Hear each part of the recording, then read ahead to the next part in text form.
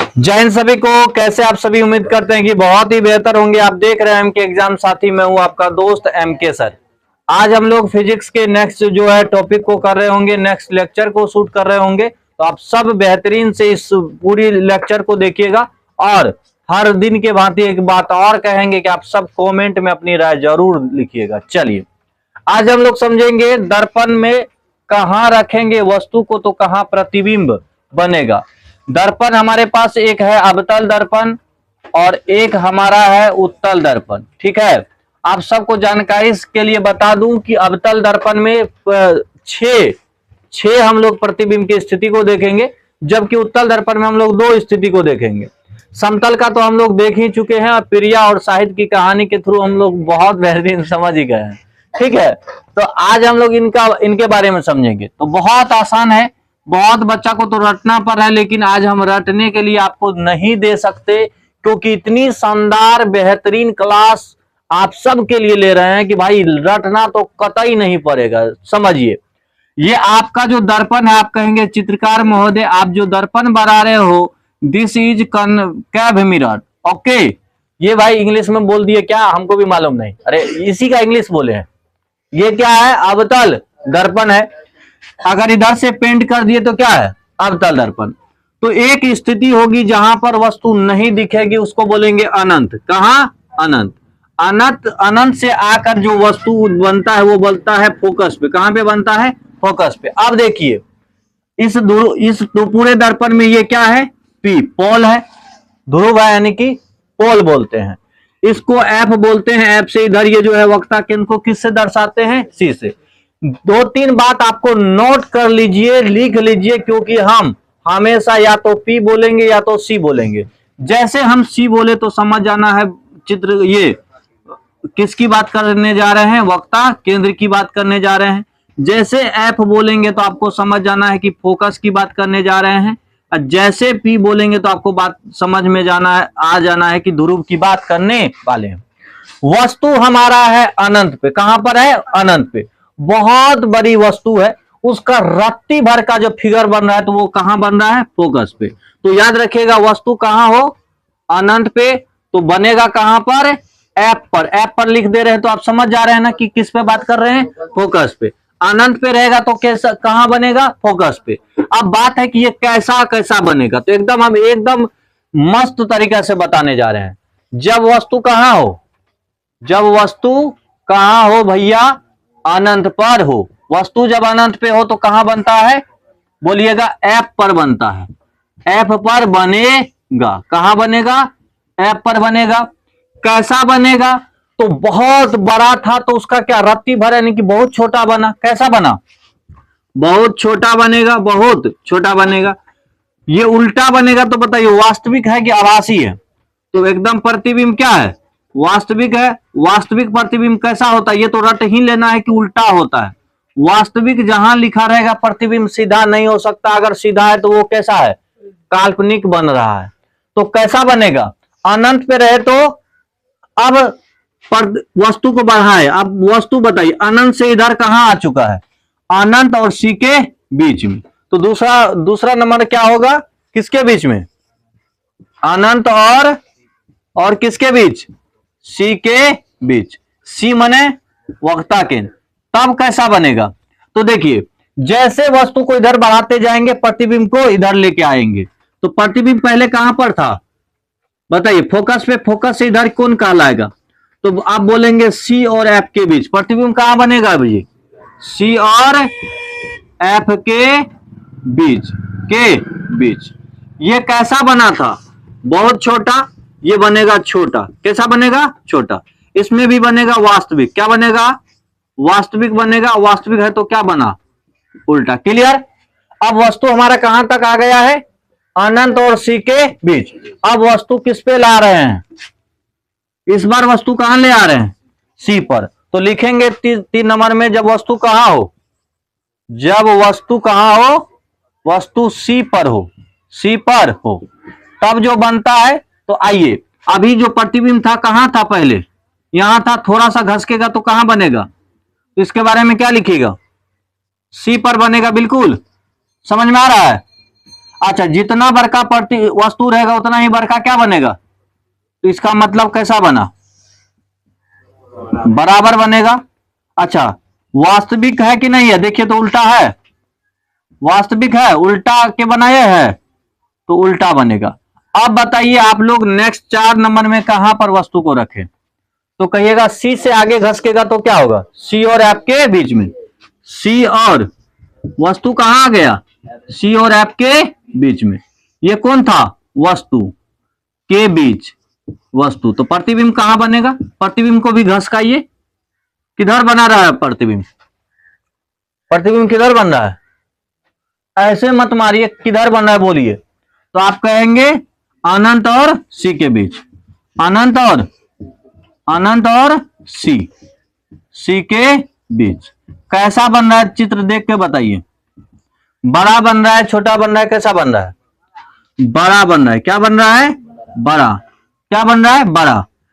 बताइए उल्टा बन रहा है कि सीधा बन रहा है, उल्टा बन रहा है या सीधा बन रहा है, उल्टा बन रहा है, तो उल्टा बन रहा है तो क्या होगा, वास्तविक। जिस आदमी को सीधा दिख रहा है इसका मतलब उलट के देख रहा है कि उल्टा, यानी वास्तविक यानी कि उल्टा बनेगा। क्लियर। अब वस्तु को कहां ले जाएंगे, अब वस्तु को कहां ले जाएंगे, अब वस्तु को यहां से आगे बढ़ा करके, ये वस्तु कहां था जी, तो सी और यहां पर वस्तु था, अब वस्तु को कहां ले जा रहे हैं, एफ के पास, एफ के पास ले जाएंगे तो बहुत बड़ा बनेगा, अनंत में जाके इतना बड़ा बनेगा कि बहुत बड़ा बनेगा। तो 5 नंबर में बताइए कहां पर रखेंगे, एफ पर, एफ पर किसको, कैसा बनेगा बताइए, बहुत बड़ा। बताइए उल्टा होगा तो क्या होगा, वास्तविक हुआ, वास्तविक हुआ तो उल्टा बना, उल्टा बना, कहां पर बनेगा, अनंत पर बनेगा। अब एक स्थिति और है, एक स्थिति और है, फोकस से थोड़ा आगे चल के क्या कहलाएगा, तो कहिएगा फोकस पी और एफ के बीच, कहां बनेगा भैया 6 नंबर का, पी और 6 नंबर में पी और एफ के बीच, यानी कि एफ और पी दे देते हैं, एफ और पी के बीच। तो थोड़ा सा मेरे पास जगह की कमी हो रही है तो देखिए ध्यान दीजिएगा, तो एफ और पी के बीच रहेगा तो इसका प्रतिबिंब बनता है दर्पण के पीछे। देखिए चित्र से ही पता चल रहा होगा कैसा कैसा बन रहा है, दर्पण से पीछे, वस्तु से बड़ा, सीधा की उल्टा, सीधा, सीधा बन रहा है तो आभासी की वास्तविक, आभासी, तो वही लिखना है। तो कहां बनेगा, दर्पण के पीछे।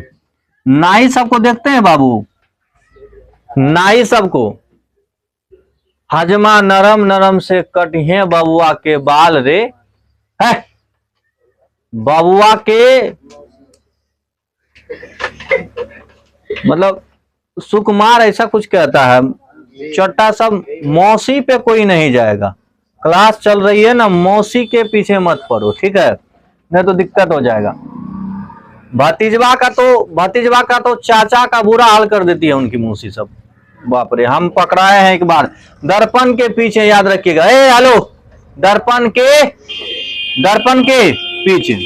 और सुनिए ध्यान दीजिएगा, दर्पण के पीछे कैसा बन रहा है बताइए, आप देख के बताइए कैसा बन रहा है, सीधा बन रहा है, तो बड़ा बन रहा है कि छोटा, आप कहेंगे बड़ा बन रहा है।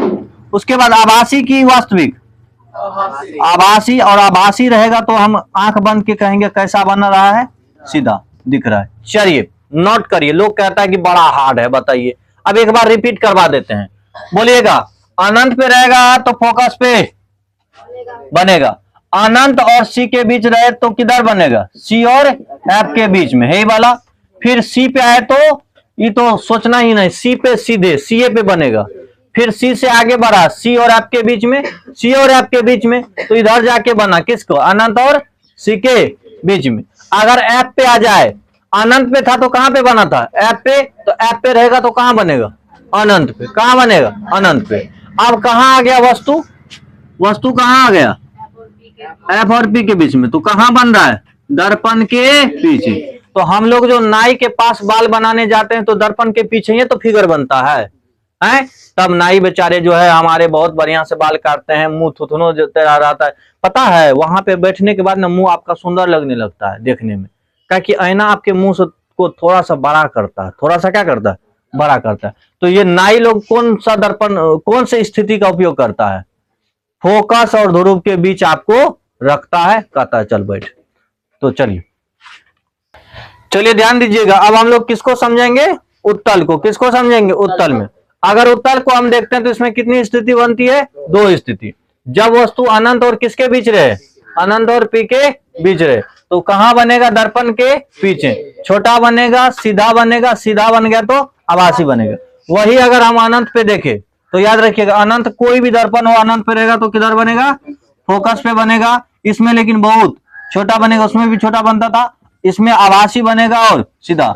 जबकि अवतल में क्या बनता था, उल्टा बनता था। क्या बनता था, उल्टा बनता था। क्लियर।